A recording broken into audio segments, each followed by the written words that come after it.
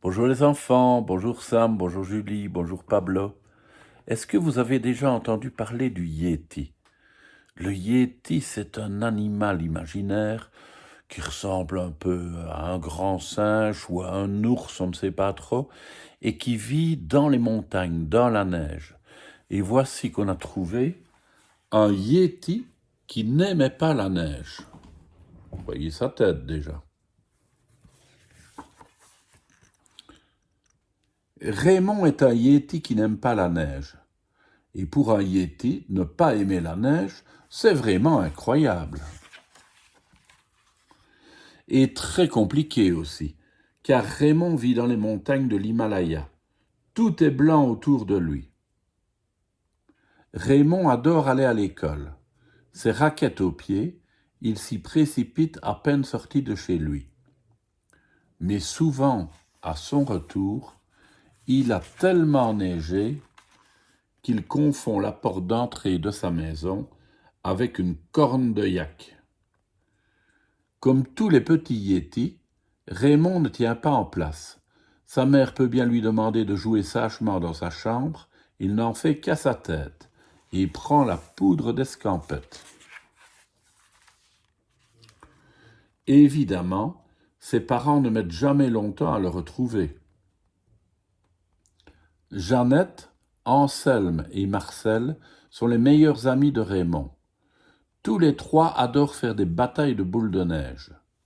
Raymond, quant à lui, déteste ça. En plus, dès que le soleil disparaît, l'air devient glacial. Et alors, gla gla gla gla gla. Raymond et sa petite sœur s'entendent super bien. Leur jeu préféré? Se faire peur. Bouh! Ha ha ha! Ce coup-ci, Raymond l'a bien eu. Mais, crac!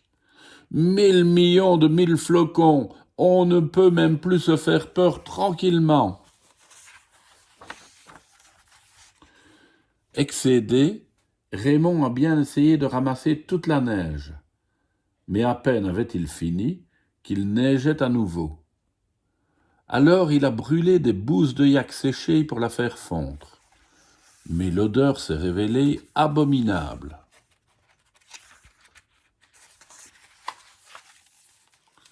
Ce matin, Raymond se prépare joyeusement.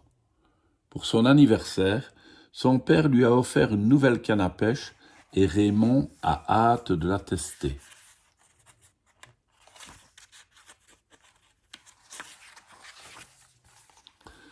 L'air est frais et le ciel dégagé. C'est une journée idéale pour pêcher. Une fois installé au bord du lac, Raymond sort sa boîte à asticots.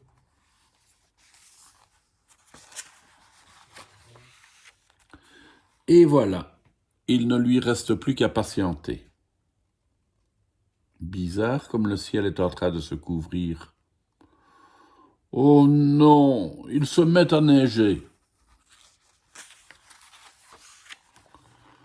Tant pis, Raymond refuse de partir tant qu'il n'aura pas pêché un énorme poisson. Manque de chance, il neige de plus en plus. Tant et si bien que... Crotte de migou poilu, où est la terre ferme?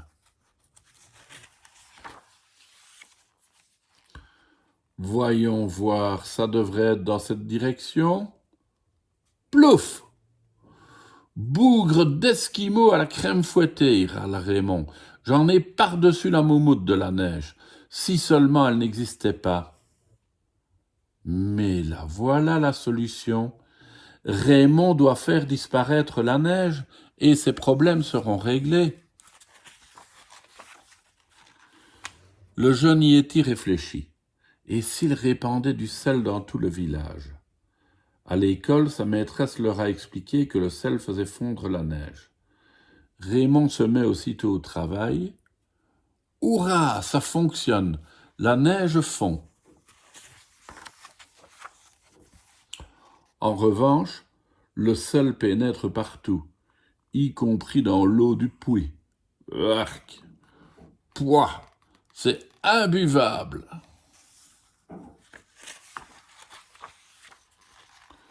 Le lendemain, Raymond se rend chez Sait-Tout-Faire, un vieil oncle bricoleur. « Je voudrais construire un abri transparent qui recouvrira le village, » lui explique son neveu. « Ainsi, la neige ne viendra plus me déranger. » C'est un sacré défi, s'émerveille Sait-Tout-Faire, qui est toujours partant pour les relever.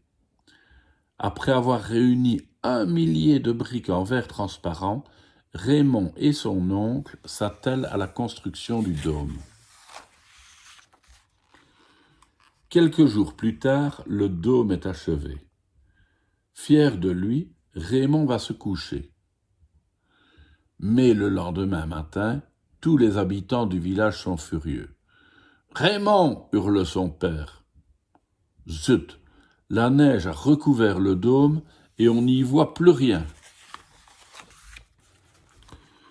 Puisque Raymond ne peut pas vivre sur terre sans être embêté par cette fichue neige, pourquoi n'irait-il pas vivre sous terre? Par les empreintes terrifiantes de mes ancêtres, s'émerveille-t-il, je vais devenir le premier Yéti souterrain. Une fois les galeries achevées, Raymond fait visiter son nouvel environnement à sa famille. Désormais, Raymond est un Yéti heureux. Plus rien ne vient gâcher ses moments de loisir. Enfin, presque.